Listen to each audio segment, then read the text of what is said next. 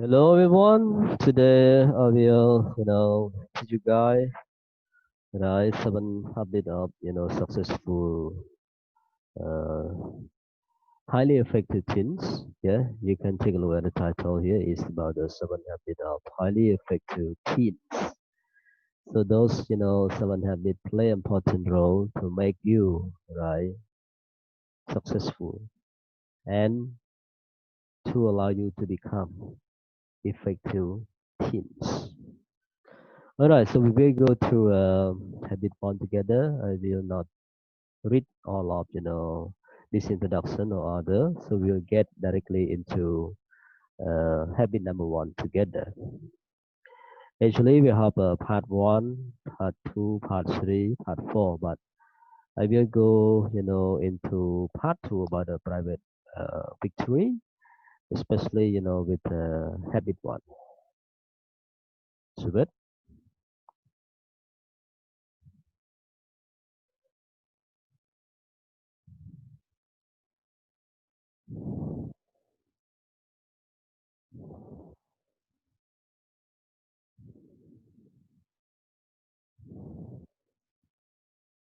Okay, so wait for a minute. Right? We will see this one.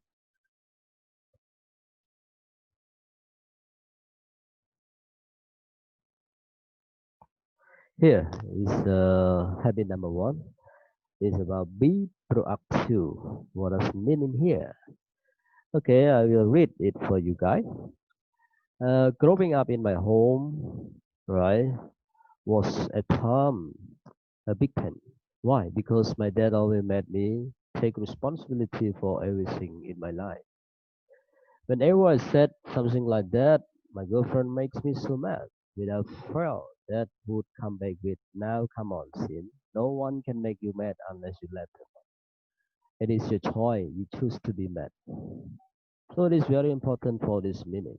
You can take a look at the reply of Zin that so no one makes you mad. If you don't make yourself mad. Oh, I said my new biology teacher is the worst. I am never going to learn a thing. Dad would say, "Why don't you go to your teacher and give him some suggestion? Change teachers. Find a tutor if you have to. And if you don't learn biology, sin, it is your own fault, not your teacher." He never let me off the hook. He was always challenging me, making sure that I never blame someone else for the way I acted. Luckily, my mom let me blame other people and think for my problem, or I might have turned out psycho. I often scream back, "You are wrong, Dad. I don't choose to be mad. She mad, she mad, she mad me, mad. Just get off my back and leave me alone." You see, that idea that you are responsible for your life was hard medicine for me to swallow as a teenager. But when hindsight, see the wisdom in what he was doing. He wanted me to learn that there are two types of people in the world: the proactive and the reactive. Yeah, so the key term here that you should notice, number one is proactive, and another one is reactive. Those who take responsibility for their life, and those who blame, those who make it happen, and those who get it happen too. Yeah, proactive means take responsibility for their life, but reactive means the guy who lie, blaming, right? Blaming, bad thing for the life. Or we can say that those who make it happen. Proactive means the guy who can make something happen, but reactive means the guy who get happen to. So habit number one, be proactive, is the key to unlocking all the other habits, and that's why it comes first. Habit one say, "I am the force. I am the captain of my life. I can choose my attitude. I'm responsible for my own happiness and unhappiness. I am in the driver's seat of my destiny, not just a passenger." Yeah, for number one, right, about be proactive here, is a key to tell you guys that you are the owner of your future, right? You can achieve the success, right? Or you can control your future life. So you must be the force. You must be the captain of your life, I mean the leader of your life. Don't allow anyone to lead you. And you must be responsible for both happiness and unhappiness. Right? What is good or what is bad that will happen to you. Don't blame other people. And be proactive is the first step toward achieving the private victory. Can you imagine doing algebra before learning addition and subtraction? Right? Not gonna happen. The same goes for the seven habit. You cannot do habit 2, 3, 4, 5, 6, and 7 before doing habit 1. It means you must start with habit number 1, because habit number 1 is the first step. Right? That allow you to get into the other habit, right? Habit number 2 until habit number 7. That is because until you feel you are in charge of your own life, nothing else is really possible. Now, is it proactive or reactive? The choice is yours. Each day, you and I get about 100 chances to choose whether to be proactive or reactive. In any given day, the weather is bad. You get a min text. You cannot find a job. Your sister steals your hoodie. You lose an election at school. Your friend talks behind your back. Someone graffiti your locker. Your parent don't let you take the car for no reason. You get a parking ticket. You flunk a test. So what are you going to do about it? Are you in a habit of reacting to this kind of everyday things, or are you proactive? The choice is yours. It really is. You don't have to respond the way everyone else does, or the way people think you should. How many times have you been driving down the road when suddenly somebody cuts in front of you, making you hit the brake? What do? Scream at them, swear, flip them, the bird, or let it ruin your day? Or do you just let it go, laugh about it, move on? The choice is yours. Reactive people make choices based on impulse. They are like a can of soda pop. When like shakes them up a bit, the pressure build and they suddenly explode. Hey, you stupid jerk, get out of my land. Proactive people make choices based on value. They think before they act. They recognize they cannot control everything that happens to them, but they can control what they do about it. Unlike reactive people who are full of carbonation, proactive people are like water. Yeah, take them up all you want, take off the lid, and nothing, not fizzing, no bubbling, and no pressure. They stay calm, cool, and in control. I'm going to let that guy get me upset and ruin my day. The best way to understand a proactive mindset is to compare proactive and reactive responses to situations that happen all the time. Scene 1. You see a picture on Facebook of your best friend.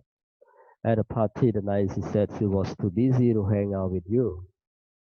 She doesn't know you saw the photo just 5 minutes ago, and this same friend was sweet talking you right to your face. You feel hurt and betrayed.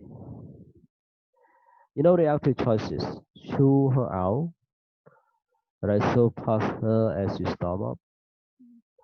Go into a deep depression because you feel so bad about her leaving you out. Decide that she is a two-faced liar and give her the silent treatment. Go out of your way to exclude her. After all, she did it to you. How about proactive choices?